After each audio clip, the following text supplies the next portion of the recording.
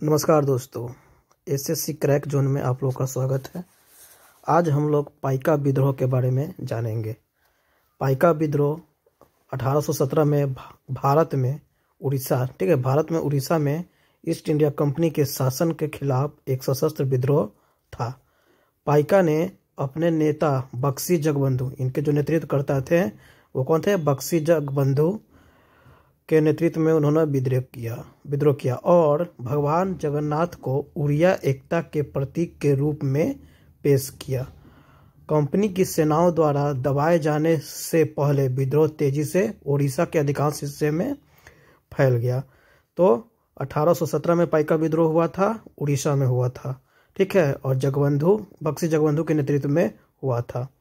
अच्छा, पाइका कौन थे? तो पाइका उड़ीसा के पारंपरिक मिलिशिया थे।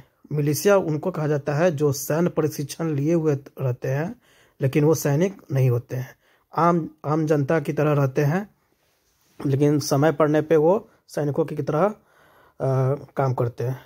उन्होंने योद्धाओं के रूप में कार्य किया और उन पर शांति काल के दौरान पुलिस कार्यों का आरोप लगाया गया, ठीक है।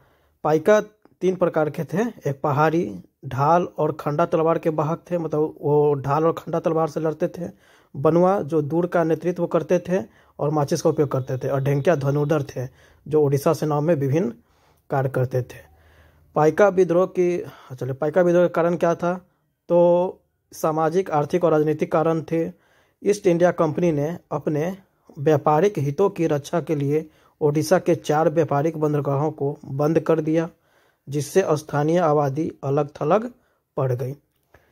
शिक्षित और धनी स्थानीय प्रशासकों और पाइका के ईस्ट इंडिया कंपनी प्रशासन के अलग थलग कर दिया था, जिन्हें खुर्दा के विजय के बाद उनसे वंशानुगत किराया मुक्त भूमि पर कब्जा करवाया, ठीक है। पाइका को कंपनी प्रशासन और उसके कर्मचारी द्वारा जबरन वसूली का भी सामना करना पड़ा। कंपनी की जबरन वसूली वाली भू राजस्व नीति ने किसानों और जमींदारों को समान रूप से प्रभावित किया। कंपनी प्रशासन द्वारा नमक पर लगाए गए करों के कारण नमक की कीमतों में वृद्धि से आम लोग क्या हो गए? परेशान हो गए। ईस्ट इंडिया कंपनी ने अपने विजय से पहले उड़ीसा में मौजूद कौड़ी मुद्रा प्रणाली को भी समाप्त कर दिया और चांदी में कर भुगतान लागू किया।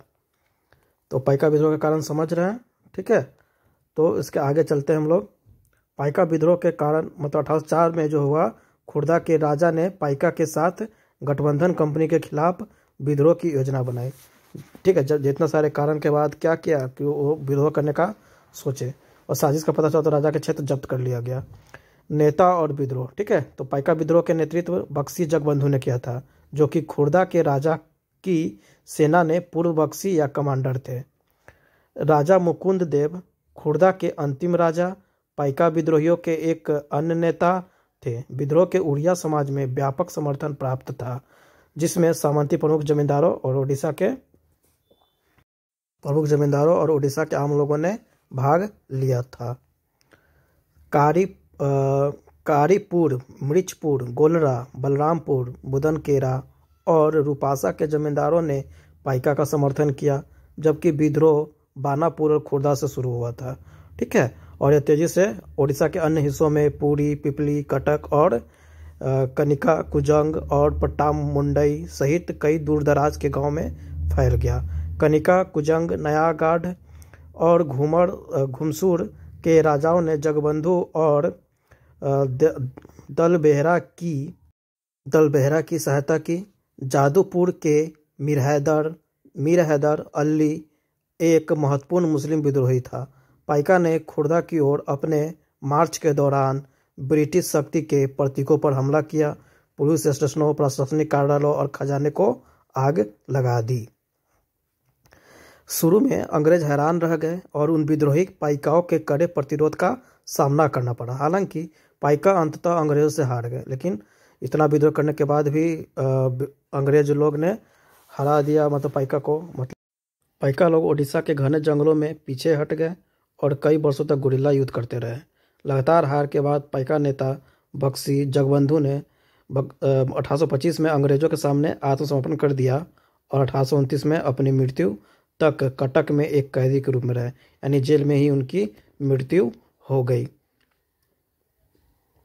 विद्रोह का परिणाम क्या हुआ? तो ब्रिटिश प्रशासन द्वारा विद्रोहियों को आजीवन कारावास या मृत्युदंड दिया गया। अंग्रेजों ने विद्रोह की जांच के लिए एक आयोग को भी नियुक्त किया। पाइका विद्रोह के बाद कई छोटे छोटे विद्रोह हुए, लेकिन इन सभी को अंग्रेजों ने दबा दिया। विद्रोह के बाद राजस्व और कराधान प्रणाली में बदलाव नहीं हुआ, इसलिए विद्रोह परिवर्तन लाने में कोई प्रभाव डालने में विफल रहा। फिर भी पाइका विद्रोह ब्रिटिश वर्चस्व को चुनौती देने वाला एक व्यापक विद्रोह था और इसे 1857 के विद्रोह से पहले स्वतंत्रता के लिए पहला युद्ध भी कहा गया।